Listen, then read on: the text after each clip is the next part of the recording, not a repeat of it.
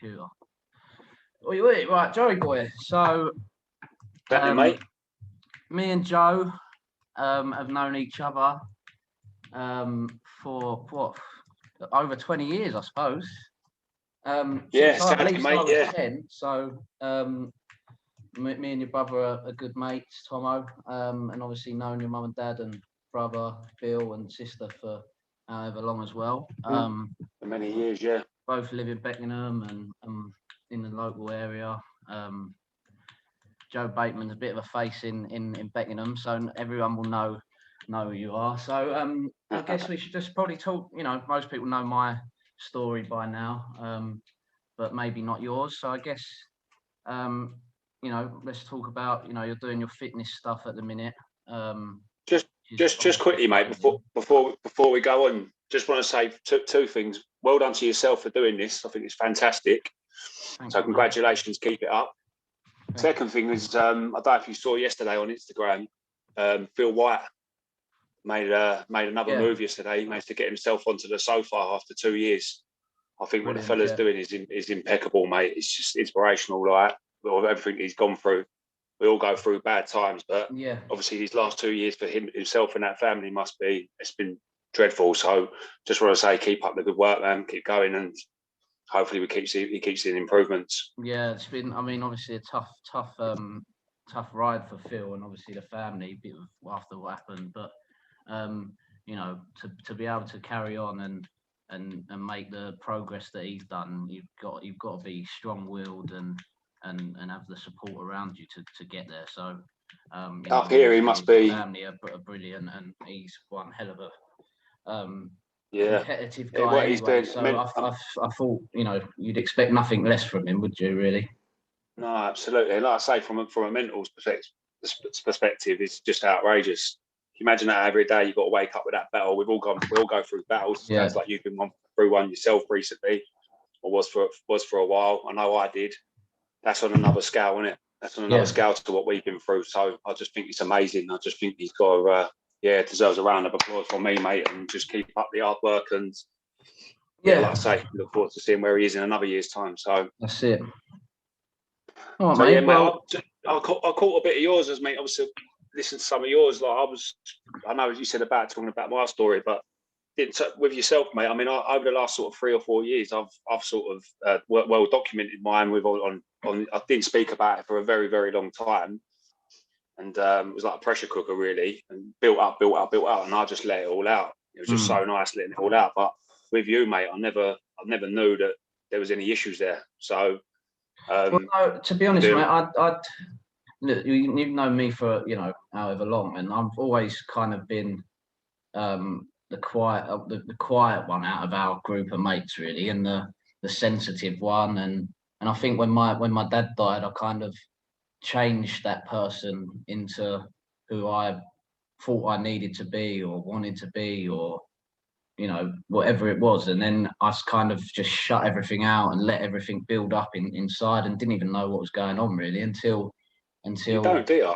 No. And then I kind of knew once I went traveling that, you know, I was not in a good place, but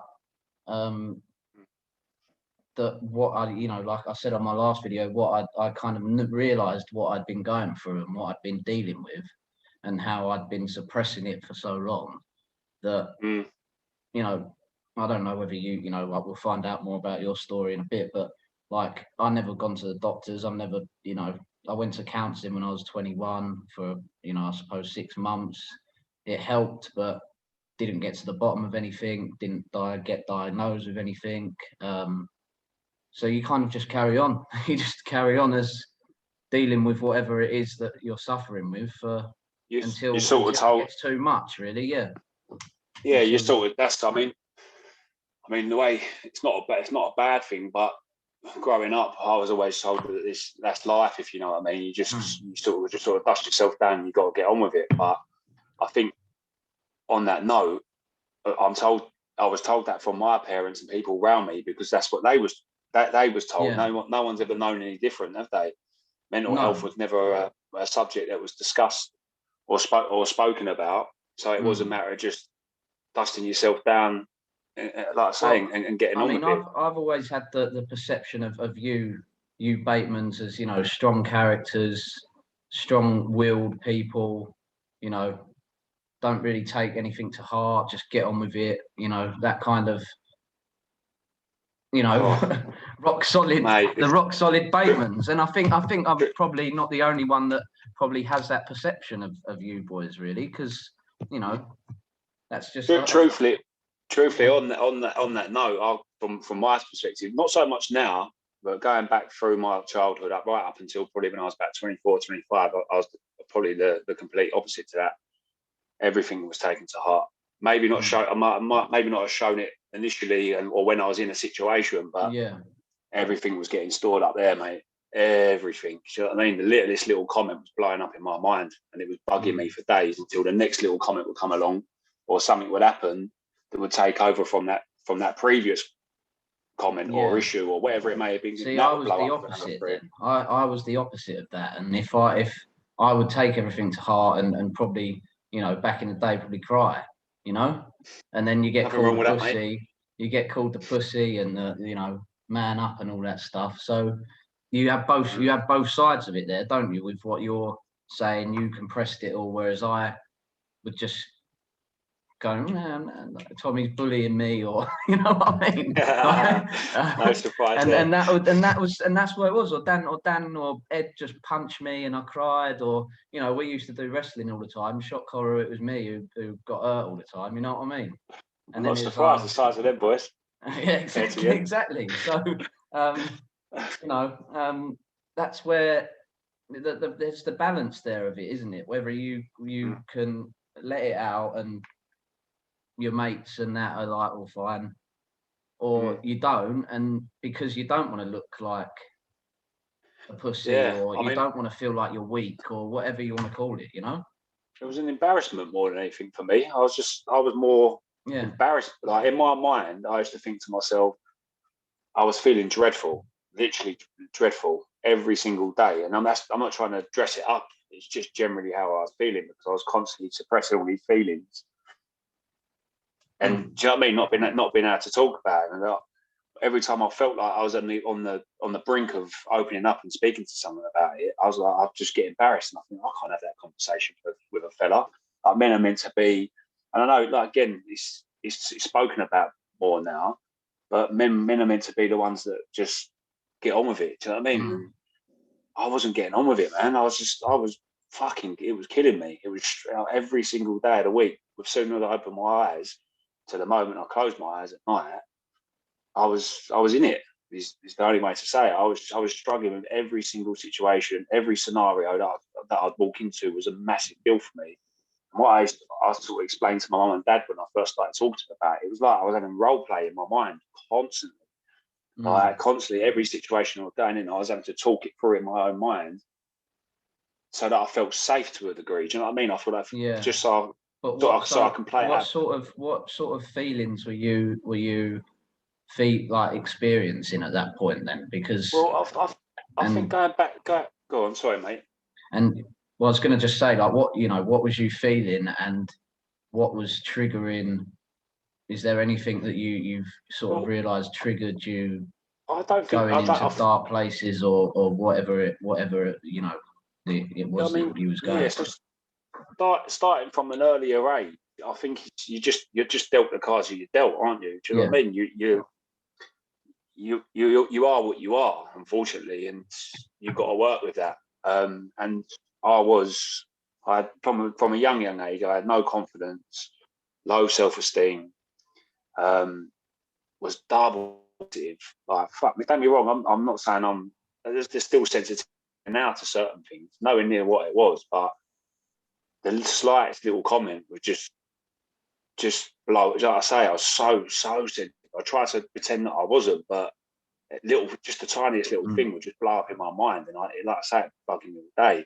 Is that from someone that was? Mate, is that from like a situation from your friends or from people at work? Really. For me, I'd take things to heart from my friends more than anything else. Like, if someone I didn't really like or didn't really know said something, I wouldn't be that bothered. Do you know what I mean? Even at a young age when I was really sensitive. But if, like I mentioned earlier, if one of my friends said something, or called you a pussy or whatever it was, because of the pressures of school and the area that we live in, and your friends putting not in a horrible way, putting pressure on you or anything. It's just the way that it's worked. But I personally take things from my friends to heart more than anything else. Yeah.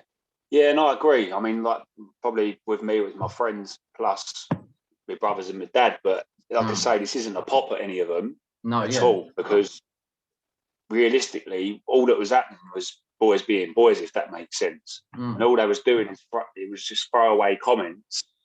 But because you was having little throwaway comments that they might have said to one of their other mates, or to my other, like Tommy might have said to Bill, for instance, and it'll be nothing.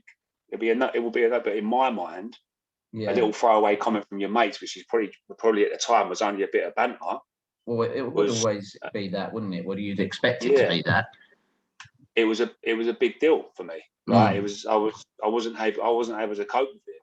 So on the back of that, I used to push people away, and I didn't feel safe in any scenario. Do you know what I mean? So I just used to continuously try and keep people at arm's length for as much as I possibly can, because I was too worried that if I put myself in one of those scenarios again, that I was going to beat myself up again. I was going to have a little throwaway comment that would just go bomb, explode in my mind, and would not leave me alone. It would just be there constantly, all day, every day. Like I say, until the next scenario come along that done the same thing, and that'll take over from the last one, and boom, boom, boom, boom, boom.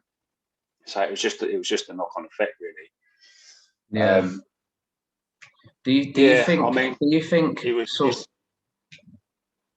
that also, like, the pressures of, I mentioned in one of the last videos I've done, that there's pressure obviously for girls and body shape and all that sort of stuff, and to look like, all the celebrities, all that sort of thing. But that's more lately, though, right? That's how probably over the last since social media arrived. Well, yeah, I mean, probably when we was leaving school, that sort of stuff was coming around then, right? So but for men, seeing all the stuff on Instagram, the watches, the cars, the clothes, all that sort of stuff, the Louboutin trainers, all that crap, all the material things, and the pressures of wanting to have all them things, and living in Beckenham, where I'm sure it's like that in other areas as well. But there's so much pressure to be the best and to look the bollocks when you're standing in bridge, for example, or wherever. I know I've felt victim to that, definitely, of being a man. And I think when, like I said before, like, when after my dad died, I made myself into who I wanted to be, and become maybe a little bit arrogant from the outside to people, because all of a sudden Glenn Wheeler thinks he's the bollocks and all this sort of stuff, right? And I definitely fell victim to that, and that made me worse. So do you think that I can relate to that on you? I can relate to it. It wasn't so much wanting those things either. It was a matter of, there was times when I bought the watch or I bought the trainers and stuff like that, because it wasn't so much that I wanted it. I just felt that if I get it, then I'm easing myself in a little bit more again. And you know what I mean? I'm part of the crowd, as opposed to being, it's like everyone had it, so you got to have it type thing. Yeah.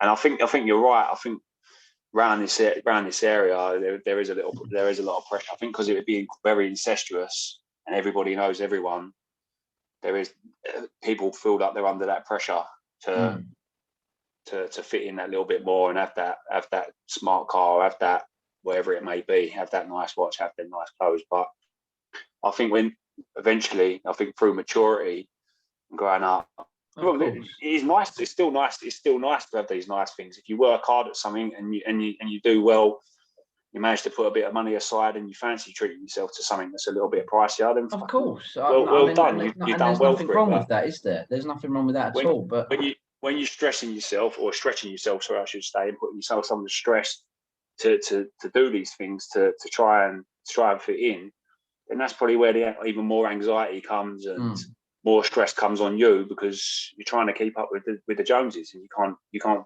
You know what I mean? So I think that's definitely. definitely in and around our area, mate. A lot of guys, and girls, I suppose, as well, but more so the guys are definitely guilty of that. Yeah, and I think, and you know, the old saying that, you know, men are now, you know, blokes are worse than girls on this sort of thing. I think now, without a doubt. You know, definitely, mate.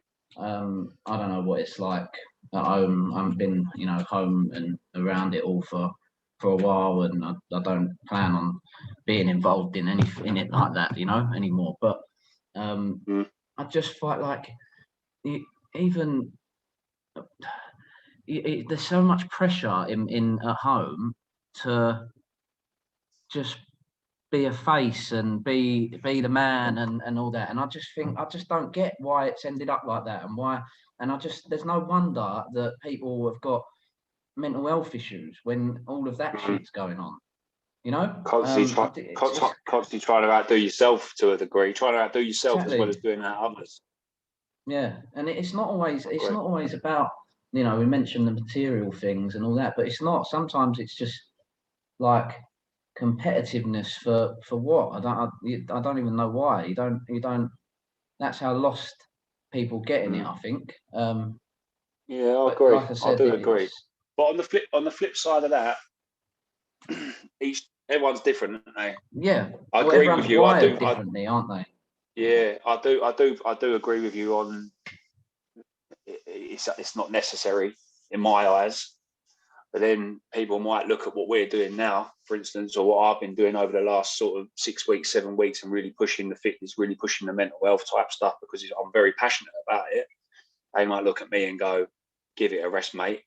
And me and you might look at the geezer with a new car and a new watch and the new trainers and go, "Give it a rest, mate." So yeah. I agree with you. I was saying this the other day about, you know, with your fitness well, not yours fitness thing in specifically, but just with what these videos and what people might think. You know, the first time I'd done one, I was, you know, was shitting me nappy, but now I couldn't give a monkeys. If someone thinks, oh, what the hell's wrong with Glenn? He's a fruitcake. He's got mental health issues and he's doing videos all the time, or he thinks who does he think he is? Or I don't care. I'm doing it for one reason. Do you know what I mean? I'm doing it to help other people. That's it. I don't care if I look stupid with this haircut or whatever. It's a bastard haircut, though, isn't it? Let's be honest. It's a lovely haircut. I don't care. Do you know what I mean? I say I don't care, but I did buy this hat today so that I could wear it on here and cover it up. But I think that's on that note as well. But I mean, that was I used to be like it. I mean, the pressure of social media to a degree. I used to put things on there and then I used to regret it, and I'd be I mean, I've got an addictive personality, an obsessive personality. That's for sure. Like whatever I do, I throw myself into a million miles an hour, and then not so much now, but back then I used to crash. I'd be like a million miles an hour, crash, million miles an hour. But back to the social media, I used to put things on social media and then regret it and be like, oh, why have I done that? Why haven't I done this? But I think you get to a stage when you just mature. You're like, I've got to that stage now. I mean, we're going to talk a bit more depth in a minute, but I think from when I first sort of opened up about my problems to now, which I think was probably 25, and I really sort of spoke to my mum and dad probably for the first time. Like I say, it was like a pressure cooker. It all comes spilling out, and then I couldn't stop fucking talking about it. Do you know what I mean? I was just like, I didn't speak about it for 25 years, and then all I wanted to talk about was the way that I felt for the last 25 years because it was just such a release. But I've worked hard, but I think I think what I was getting at, you get to a stage, I think maturity just takes over, mate. Like I'm in my early 30s now. Yeah. And worrying about what other people think is fucking years behind me now. I don't care. And I generally can say that. There was a time when all I thought about was what people thought about me. And that plays with your mental health. Worrying all the time, stressing, anxiety. When you don't care what people think about you anymore, it just makes your life 10 times easier. That does come with age, I think, because it doesn't matter what people say, and there's no way that a bloke can say that he does, like in the way that we've had to go through all the pressures, especially again in our area. What it's like in other areas, I don't know, but there's so much pressure, and people do care what other people think, and that's the worst thing that you could be bothered about.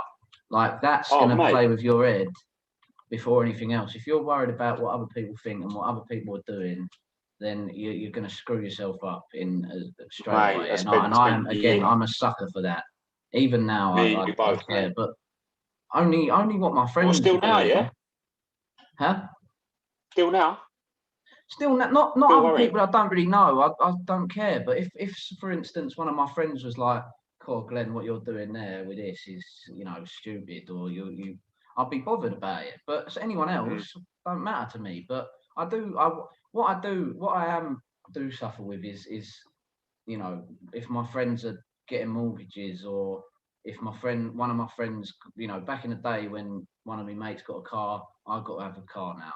I was a sucker for all that stuff, and I still am. Even if one of the boys gets an house or something, I'm like, not because I don't want them to have it, but I'm not there yet. You know what I mean? I'm out here. I'm not. You feel like you're falling behind. Yeah. I'm falling behind, and that's what gets me the most, and then I start worrying about, I need to be there. I need to do this. I need to do that, and I'm not where I should be, and then that's when I fall into bad places, even now. Like, and I shouldn't worry about it. I just live my own movie. But it's hard it is hard to get away from that when all you've been told is that, this is the way you do it.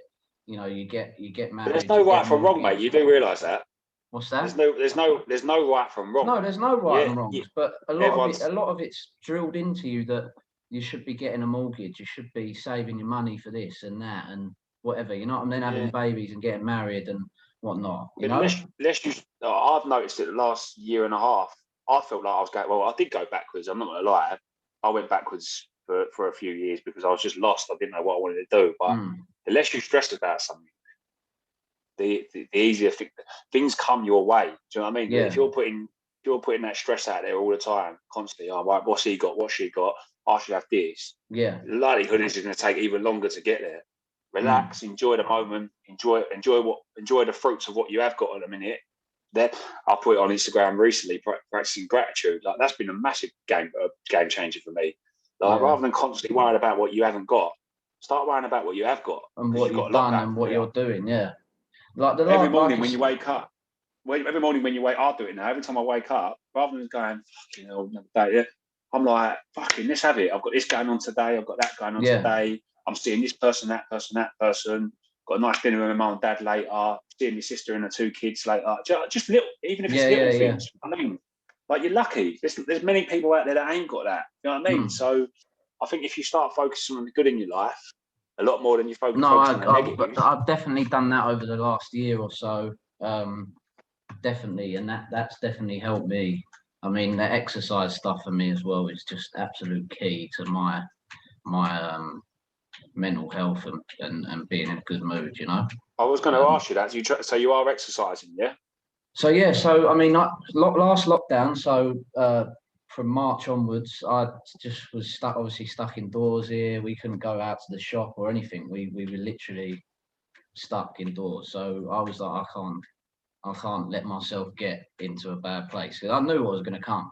So I was exercising every day until about August, and then I kind of stopped a little bit, and then I've started again now since Jan, like PT, and we got a food prep thing, so we ain't got to cook anymore, which is fantastic. Good, yeah. And no washing up, which is brilliant for me. And then. Yeah, like it's just so much better. Like, I mean, this weekend I had a bit of a booze. I spoke to you on was it Friday night?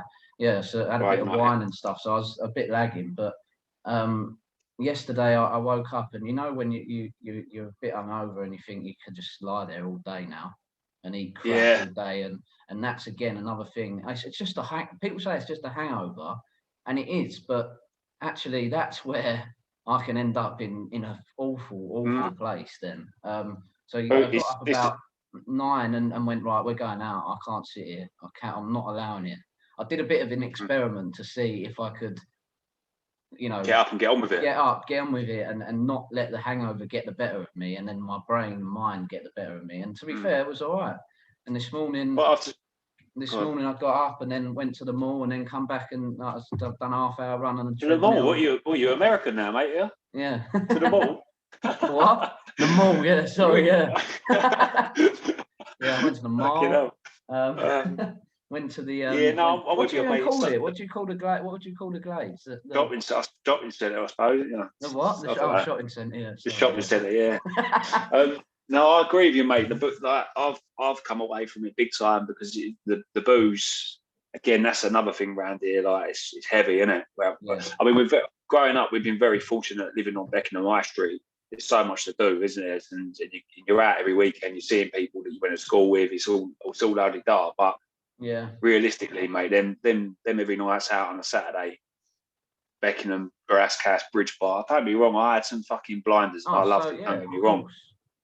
But realistically, the older you get, the more unproductive you get. And it just has a knock-on effect, doesn't it? Like, so if you have everyone on a Saturday, Sunday, you don't want to leave your pit. All you do is ordering Deliveroos all day.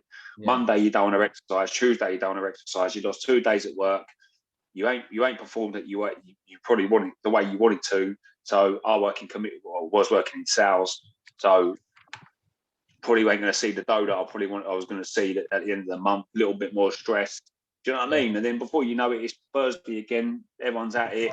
You get the flavour again, and away you go. It's tough with the Go on, mate. Take time. It's a tough one with the booze because Go on, what we do. Yeah, that's the thing, isn't it? I think it does. No matter what happens, it's the booze is definitely not a good thing, mate. Not a good thing. Like, I love it. I absolutely love it. But I know. That's what I was about to say. It's a tough one. It's tough one because have a knock-on effect.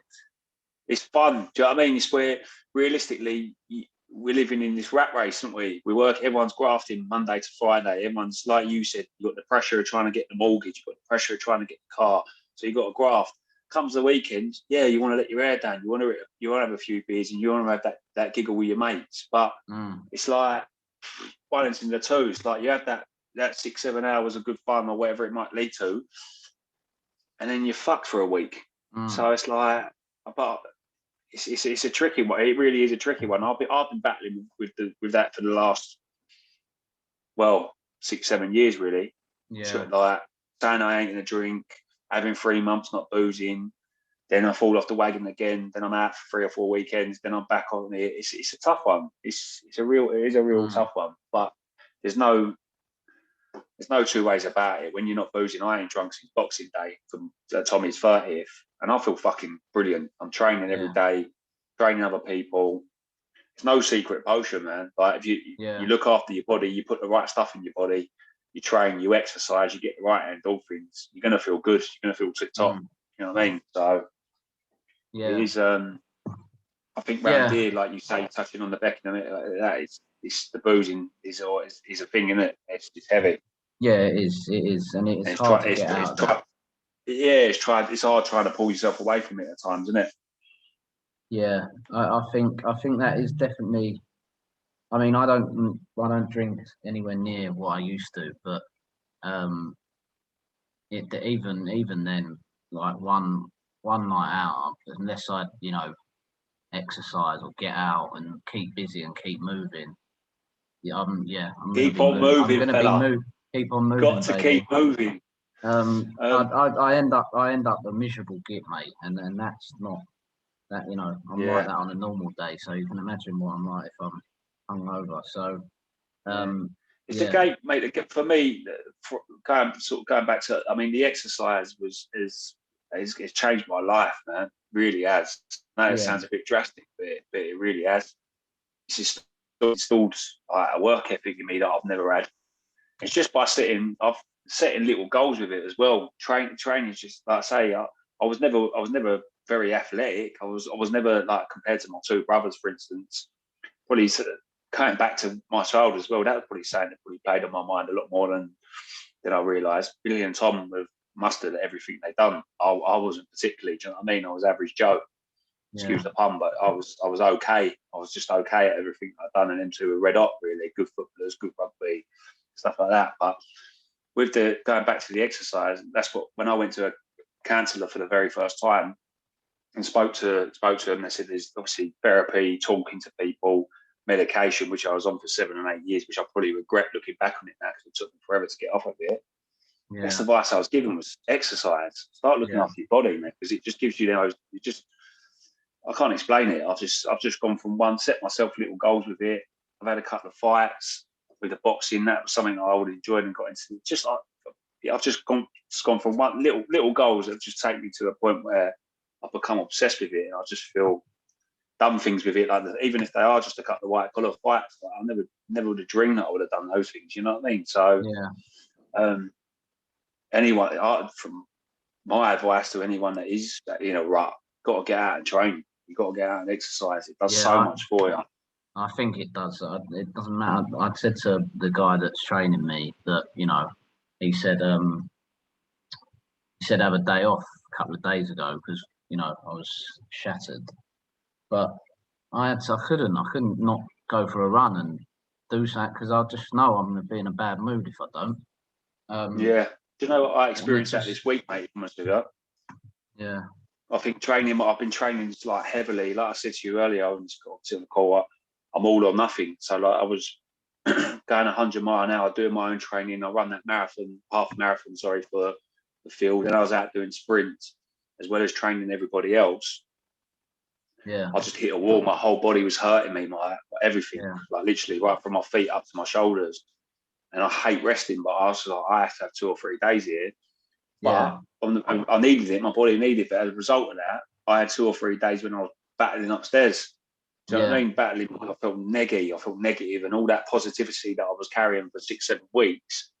Yeah. Sort of like I just hit a wall with it, and I started little negative thoughts started creeping back in. But exercise is key, but you have got to know when to rest your body as well.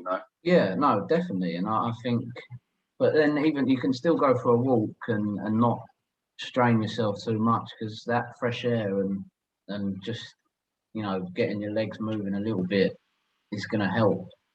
Even if your legs are in absolute pieces, if it clears your mind, you walk up the road and sit on a bench for 20 minutes or something. Better than sitting in your bed, in your bedroom, or sitting there, feeling shitty and sorry for yourself. You know what I mean? Yeah, definitely, mate. Which I can easily fall into, very easily. Proof's in the pudding, isn't it? Like you've just said. You wasn't one that was really hitting the gym or anything, was you? For years, so it's helping you out, isn't it? Until last year, I don't think I'd consistently done exercise for longer than a week. Yeah. And that was probably since I was 18. And that probably boils down to the fact that you was out there, just like, if you say from you was 18, that's when you was out there starting hitting the booze and stuff like that. I think that's what happens to a lot of men, doesn't it? Like there's you're active right through from younger years. Sorry, mate, my contact lens is playing up. Right through to you're probably 16, 17, 18, playing some sort of sport, which is good for your mind. And then you stop, just come to a sudden halt. Yeah. You pick the beers up to start going out with your mates, and you crack on, and all that goes out the window, doesn't it? Don't you? All of a sudden, you go from exercising 2-3 times a week, playing a game of football, to doing nothing whatsoever. No, and that's what it does. It all starts with that, and if as soon as you discover the going out and the girls and drinking, that's it. You've got to, I think I'd definitely say to anyone that's at that age now that just do sport for every weekend and one training session a week. Just make sure you're doing that at least, because as soon as you don't, you've got no hobby. Then you've got no, you know what I mean. Your hobbies become betting and bloody. I'm pleased you've said that. Actually, I wanted to touch on that today. Yeah, I'm pleased you said about the betting, because I think a lot. Suicide for men is through the roof these days, isn't it? And I think a lot of that boils down to addiction.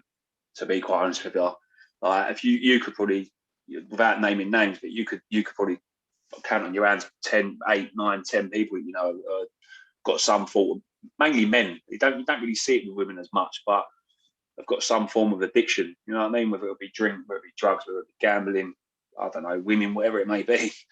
But I think the world that we're living in now is so you've got so much easy access to these things, don't you? Do you know what I mean?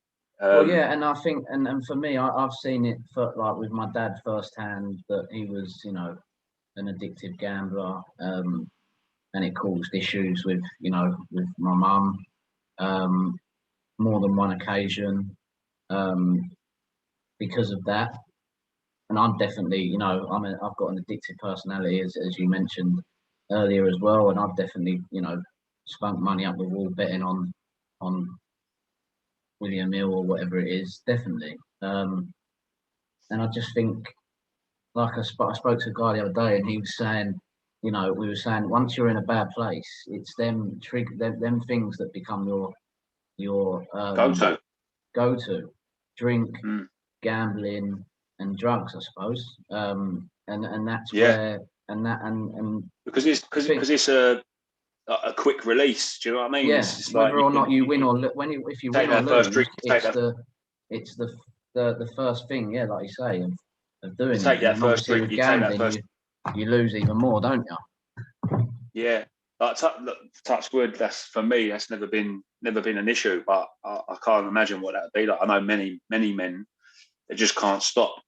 Like somebody that I was training this week was telling me that he was at GA classes constantly. He just could not stop. You can't get away from it, can you? Especially, like I say, with these smartphones today, you can't get away. Another thing I was going to touch on as well, with going off the subject as well, but talking about addiction, but with these smartphones, I think with men, you can't. I found something that when I was going through it, you can't get away from anything, if that makes sense. If you're on social media, I mean, don't get me wrong, you can delete it, but social media. But then you look like an idiot. Why has he deleted social media? Why has he deleted WhatsApp? Why has he deleted? But you can't get away from it. If Glenn Wheeler's having a bad time and he's struggling, he picks his phone up. He's got 25 WhatsApp messages when a boys group goes on Instagram. He's got a bit of banter coming in. Do you know what I mean? That he's struggling to deal with at the time. Like you said, you touched on earlier, you're a bit sensitive around certain things. I found with that, when all that come about as well, that just escalated my problems even more, because you just can't get away from it. And obviously, going back to the betting as well, like if you're gambling, you've got easy access to it. You can just jump online and you can just fucking spin a reel for 200 quid. Or if you're a heavy boozer, you can dive on Deliveroo and you got fucking a bottle of JD at your door. Yeah. Do you know what I mean? Like these things, our parents didn't have to deal. Not saying they didn't have to, like, they didn't have it. They probably had it tougher in different ways, but they had none of this stuff, did they? You know what I mean? It's a completely different world now, and I think that's why suicide is bosh. It's up through the roof, and particularly with men for those reasons. There's no surprise that people are suffering, is there? The way it is, there's no surprise one bit, and there's no better. That's why I feel like something's got to be done. You know, we didn't plan on doing these Zoom calls, but you know, we want to do it through sport and for exercise and fitness, but that we can't. So, so these Zoom calls are all we can do, and you know, if this helps people, then obviously that we're doing something right. And if it's one person that gets help, or one person watches and thinks, oh, that you know, I'll join next week, then we're doing something right. So we've got to do something about it, really. Definitely. Just going back to that as well. I remember talking about the WhatsApp groups and stuff like that. I remember that being a big deal for me. That was something that gave me major anxiety for days on end. But I couldn't cope with all the stuff that was going on. I couldn't get away from it. My mind was going. Then you leave. You decide that you pluck up the courage to come out of these type of things, and then it's on you even more. People are messaging you, "What's that? You? Why you mean?" You know what I mean? All that sort of type of stuff. Like you can sort of understand it. You know what I mean? If you're going through a bad time, those sort of things they're not. Again, that's not a dig at anyone that's in the groups, but because they don't know. This was before I'd even spoken about. I felt I was struggling. I was making no moves and moving out, but no one knew why I was doing it. But only me, because it was too much in here. I couldn't cope with it all. Do you know what I mean? So it's I definitely think our generation, and more so the next generation coming through, have got it tough in that respect. Yeah, I like what you were saying there. I like what you were saying there before, mate. Like with the sport and stuff like that. Yeah, well, that's a what must. we want to do. I mean, we want to try and get, like, cricket games, football games, more people participating in them, and then trying to get games with other clubs and events, and just trying to get more. There's other ways of enjoying yourself, mate, and that's what I think you're touching on there. Like, as a group of people, like, you ain't got to just go eat the local boozer and be on one for 2 days. But you can have a couple of drinks after you play football and then go home and just enjoy the fact that you've played a game of football or cricket and had a beer with the people you're playing with after, and then go home and chill. You don't have to. Might be a couple of times here and there, obviously, when you're up your football club or whatever, and you get off your head. But at least you felt you've done some exercise. You've been around people that are wanting to do the same thing, and fine. Like I just feel like with a club and participate and somewhere like Old Wilsonians. Obviously, I'm using as an example because that's where I play. It's like a family there. You know that from Beckenham Town and sports and all that. Like it's like a family. And I've got that. I think it's important to have that. I've got that through boxing. And I mean, on that note as well, I mean, I've become obsessed with boxing. My new thing, and I used to plaster shit all over Instagram, but that's where I found my peace. You know what I mean? Going into the boxing gym, it taught me discipline, taught me how to work hard, and like you say, more importantly, you had people wrapped around you that was all there for the same reason, to look after themselves, to get fit, to look after their mental health, de-stress, whatever it may be. So sport and exercise is key. I know we've said it like once or twice, but it really is. And I am noticing lately, even my smaller circle of friends and people that are at that stage in their life now, and like they're like, fuck, they're going out all the time. Like, I mean, I can say it. Look at my brother Tommy recently. He's made a massive change. Like he's hit a wall with it, and I put it on my Instagram, and the love that he got on that post was outrageous. You know what I mean? Because he's making healthy changes now. So I am noticing that a lot of people are starting to make that change again now, moving away from that lifestyle and getting on the exercise wagon or whatever it may be, picking up a golf club or picking up a tennis racket, whatever it may be. Yeah. Right? Well, I mean, for me, like, I think that it's just a matter of being busy and, having your mind occupied with something. Definitely for me, that's the case. With this now, I'm doing this pretty much every day. Not doing the conversation, but I'm doing something on it. Yeah, mate. Because I'm busy, it's great. I love it. But then, I've got my normal job. I've got this. I've got, a couple of businesses I'm trying to get going. They're not going anywhere at the moment, but I'm busy doing something and I'm passionate about something. So that. Do you know what? Funny you say the main thing. Funny, I'm in a very similar situation because of my antics in the past, and I've been so up, so down. Like all my family, they'll go, like, worry about me. You're doing too much, because I'm on a massive high at the moment. Like I'm somewhere that I've never been before. They're all worrying. They're all saying, like, you're doing too much. But realistically, I've never been happier because my mind's busy. I ain't got time to sit and think and dwell. Like going out there, and the one thing that I love the most is helping other people. I absolutely love it. I get such a buzz out of it. And doing this training that I've been doing over the last 5-6 weeks, I've never enjoyed myself. I mean, I've been tired and I've been exhausted. I've never enjoyed myself so much, because I'm having these conversations on a daily basis, which is something that I'm so passionate about, and helping people. Like you say, and it's keeping my mind busy. It's just like it's just perfect, Yeah, but like I say, you must do the same. Yeah, it's true, and I think once you've got something to work with and you're passionate about, then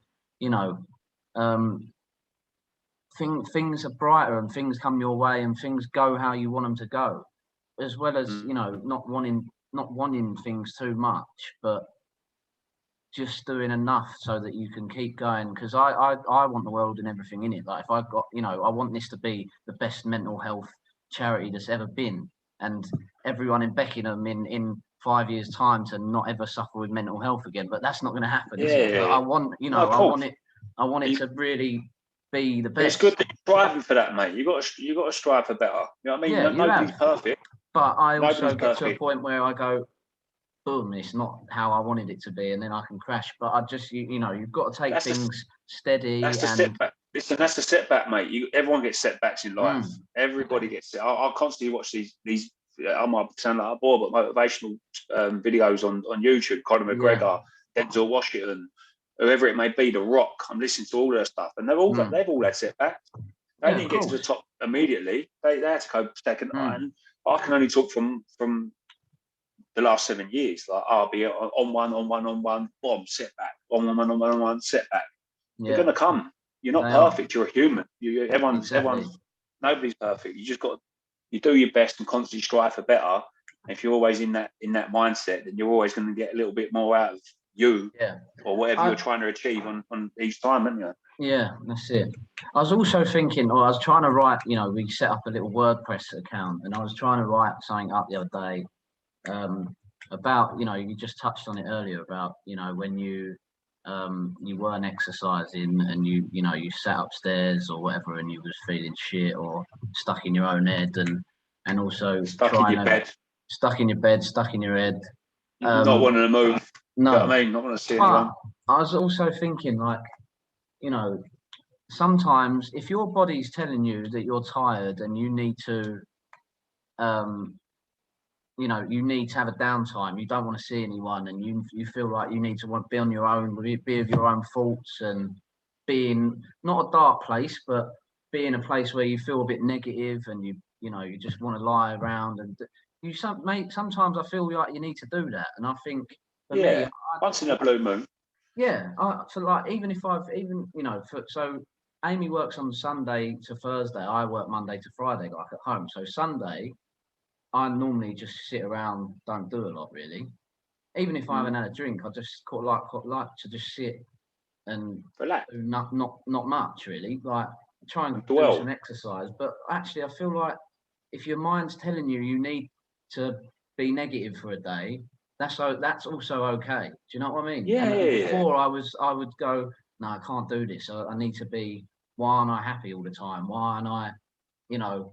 Why aren't I on top of the world and 100 mile an hour like I am all the time, really, in the day? But sometimes you just need to sit there and mellow in your own self-pity or whatever you want to call it, you know, just to give yourself that time to get rid of them emotions. Otherwise, because it's fester. Push. Yeah, I totally agree. I mean, I wouldn't say sitting there all day allowing yourself to be negative. I think that might be sometimes it has a knock-on effect. But you're allowed to have a day just to go, just fucking relax and take it easy. Because the other 6 days you're like, and that's something that I've worked on for the last 6 years. Just constantly just trying to put positive data in my mind and get after. Just have a positive outlook on life as opposed to it being the other way around. Because it was way back when it was just negative data all the time. Do you know what I mean? Yeah. But I agree. You're allowed. I have. I mean, I've had it the last couple of days. I was just gone. Boom, my body's just gone. My mind's just everything. I just went. I had 2 days. I had to say to the people that I was training, no pads, because it was killing me. I was tired. Do you know what I mean? And I've just had my shoulders were hurting. You just need a couple of days I had a couple of afternoon naps, just fucking recharge. You know what I mean? I think every human's guilty of that, aren't they? At some point, of course. You can't be happy all the time. You can't be 100 mile an hour all the time. You have to allow your emotions to offload, I suppose, and flow out. Because if you let them out, if you keep them in and try and be, you know, happy all the time and 100 mile an hour and positive all the time, where are those other emotions going to go? They have to come out somewhere. You know what I mean? But as you and I both know now, if you're having those feelings, talking about them is what you got to do. Bottling it up. Bottling it up and work. It just doesn't work. Otherwise, because if you bottle them up, it just becomes a pattern, doesn't it? There's a pattern in the way that's what look, again, everyone's different, but I think they are, of course. Everyone's different and everyone will do what they want, you know? So you mentioned, you know, everything that you've been through and taking tablets and whatnot. What did you go to the doctor? What did the doctor say? What is it that you're, you know, have they? I suppose the thing is, it shouldn't be you shouldn't. I feel like people shouldn't be labelled as something. You know, and that's kind of the part of the reason why I don't want to go to the doctor, because I don't want to be labelled as like I don't. It's not that I'm bothered whether I'm labelled with either, you know, anxiety issues or OCD or bipolar or whatever the hell it could be, right? It's not that. It's just I feel like if I do give myself that label, I will obsess over it, and then I will go, it's because I've got this, it's because of that, and I don't want to do that. I'm managing it now. That's exactly what I've done. But yeah, go on. Yeah. But I wanted to know what, you know, if you don't mind sharing. No, of course, absolutely not. So, suffering with, or what the doctor said. I mean, I'll just talk you through it really from start now to up to that point. Like, I knew in my mind, I always knew there was something wrong. You know what I mean? From an early age, but never talked about it. And my mum and dad were like, it's the truth. They used to say, "You're hard work," which I was. There's no two ways about it. I was a hard work because I was either up here, a million miles an hour, and the world was mine, and fucking everything was like just everything was going to good was happening. Or, do you know what I mean? 100 mile an hour, this is happening, that's happening. Then I was like back down low, and like I say, that was all going through. I was like that for many years, and I think when you get older and come out of school, then you've got the stress of going to work, finding a job, finding a girlfriend, fitting in with a group of mates. I think all that stress just sent me overboard. But when I went to going through all that from a young age right through into my early adult years, like I say, when I said it was time to get help, really, I initially went to a counsellor. A counsellor gave me certain advice, and I had sessions with talking about everything, really, going right back through to when I was a kid, how I felt in certain scenarios around family, around friends, and just got so much out. And there was a lot that bothered me that I didn't realise, you know. It's only when they start talking about it. But then obviously was directed to the doctors, and I was to the psychiatrist as well, because they did think I had because I was so up, so down. They believed I had like an early, not like full-on bipolar, but an early stage of bipolar that needed treatment. Do you know what I mean? Because it was just too erratic. Like I was just everything was too erratic. It was so like bomb, bomb, bomb that my life had just become unmanageable. So I started on. I mean, they put me on antidepressants straight away, which turned out they was the bastards to get off, mate. It took me 7 years. I've literally over the last 6 months just managed to get myself off of them. I forget the name of the. There was a tablet that I was taking of an evening that was just like, it was like a mood leveler. Right. It used to knock me out. I can't think of the name of it now. But I used to, so they put me on that, mate. I was on 2 lots of medication. One's in the morning, one at night. And the one at night was to treat like early stages of bipolar, is what they said.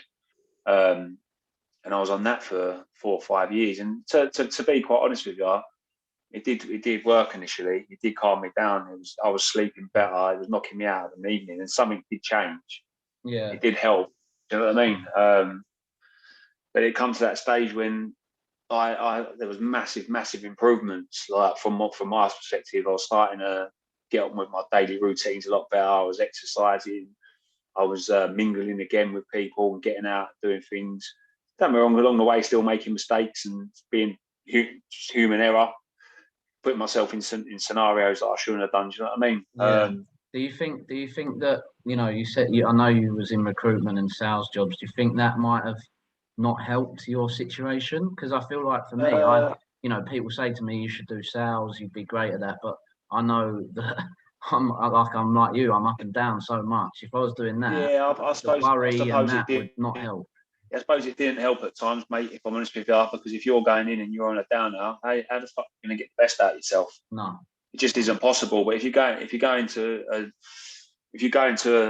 don't know, an admin job, and you're there and you're just going in there to do one job, and you pick up your salary, and it's probably a bit more manageable, isn't it? But if you're going in and you've got to sell, more than anything in sales, you're selling yourself rather than the company. You're always trying to, whoever you're dealing with are buying into you, aren't they? Yeah. So if you're going in and you don't feel yourself and you're up, you're down, how's that? It's not going to work, is it? You know what I mean? And someone I used to work with, funny enough, he used to call me a mood recruiter. He used to go, "You're a mood recruiter. When it's going well, it's going really well. When it's going bad, it's going really bad." That was just my personality more than anything. And I only found that out. The guy that I'm referring to was my manager when I was probably from 19 to about 23, 24. And it was only until when I was like 25, 26 that I started finding out that I had a bit of an illness, really, more than anything. I don't really like to call it an illness, but realistically it was, because I was suffering bad with it, you know? Yeah. Like I say, it was only when I remember when I sort of diagnosed, not diagnosed, I mean, they didn't really go, you got bipolar, but I was like, if you don't treat this right, then you could end up going down the wrong road type kind of thing. It was only when they sort of said these things to me, it made me think back to those situations. And when he used to say it, I used to be like, fucking now, it explains so much. Do you know what I mean? It explains like, all this stuff that I've been going through for the last 25 years.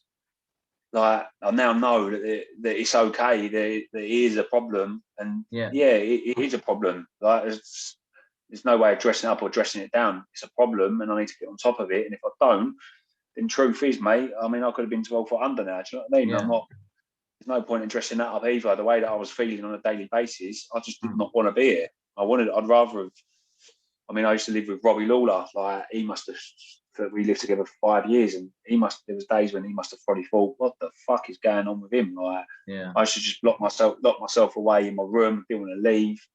And this is before I knew that it was a problem. I used to have suicide thoughts. You know what I mean? I used to think to myself, I don't want to be here no more. Why do I feel like this? Why am I constantly down? Why can't I mingle with amongst the crowd and feel normal doing it? Why can't I go down the cafe with the boys? And don't you feel like as well? I felt like, you know, that why is everyone else not suffering like this? Why is it I have to? Why is it that, you know, everyone else is probably going through a similar situation to what I might be going through? Why they seem fine? They're not, you know, down in the dumps and sitting in their that's room. what I used to do. That's what I said to my mum and dad. Like, when I was, they were like, why have you not said something sooner, boy? Like, why has it taken this long? And I used to be like, because I just thought it was normal. Like, I used to look around and look at my brothers. Like, you always look at your sister and you're like, well, they must be thinking and feeling the same way I am, but they're just dealing with it a lot better or coping with it a lot better. Do you know what I mean? And then it was only when I was like, started talking about it, and granted, I didn't fucking shut up after it finally come out, because it was just, so I'd suppressed it for so long that I was just like, wow, like, fuck me, just get this all out. But it was only when I started talking to my brothers and talking to like friends, and was like, do you feel like that? They was like, nah. They couldn't relate. Do you know what I mean? And I was like, fucking hell. And then I started realizing, Jesus, this has been a bigger problem than I ever imagined. Do you know what I mean? And I'm pleased and I'm fortunate that I've done something about it when I did. Yeah. And started turning my life around. If I didn't speak up, then who knows that's the truth. Who knows where I'll be now if I'd even be here? Because that's how bad it was. That's how bad I felt. You know what I mean? Yeah, and that's the thing. But I mean, like you say, now that, you know, your mum, dad know, your brothers know, and I'm sure they were obviously supportive. Maybe, you know, when you didn't go and get checked out, they might have said, like, you know, man up, or, you know, what's the matter with you, or get on with it, or whatever. But, you know, that's the thing with going to the doctor, is that once you've done that and you know, then people will go, okay, well, we understand now, we get it now.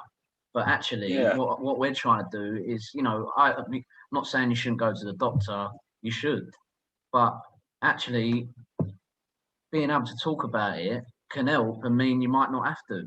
And not you have can to go deal to the with it. doctor. And then people shouldn't be going, you know, man up. They should go, all right, you're struggling, and everyone suffers, and it's okay to suffer. It's okay to feel down. It's okay to be different and deal with situations more sensitively than what someone else might. And that's what I'm, you know, passionate about and trying to do with Me this. And you both, for you to be able to go and say to your mum and dad, I'm fucking miserable, and them to be able to say, all right, fine, don't have to man up. We'll sit here and we'll talk about it, and let's go through it, and however else, you know, you deal with it, it's got to be okay and normal to be able to feel like that, and not have to then go to the doctor for other people to say, oh, well, it's all right now. Do you know what I mean? I'm not saying that's what your mum and dad done, but I'm just saying that. No. I totally agree, mate. Shouldn't have to take for you to go and label yourself as something because you feel like shit and you can't manage your emotions. Yeah, you know? that's what it is at the end of the day, mate, isn't it? Yeah. Yeah. Managing your emotions, and like you say, I think, like I say, this mental health, this stigma around mental health, it was only lifted. I mean, when I even started talking at that, I don't think it was to my family, for instance. It wasn't as big as it is now. I mean, these last 5 or 6 years, it's completely blown up. But exactly what you just said there. If I would have felt comfortable talking about it when I was 8 years old, 9 years old, 10 years old, wherever it may be, I could have saved myself 15 years of agony. Yeah. And it was agony, mate. It was just, it was awful. And I not that I've got enemies, but I would not wish that on the way that I felt for as long as I did. I would not wish it on my worst enemy. Yeah. So what you're doing is amazing, and I think with the fact that people can talk about it now is very helpful. Because like you say, you can get out and and talk about it, and the people that love you the most will be there to support you and help you and get through it. And you've obviously come out the back end of it. I've come out the back end of it. Don't be wrong, it ain't been pleasant. It ain't been easy. I've had to work my fucking socks off, and I'm sure you have too.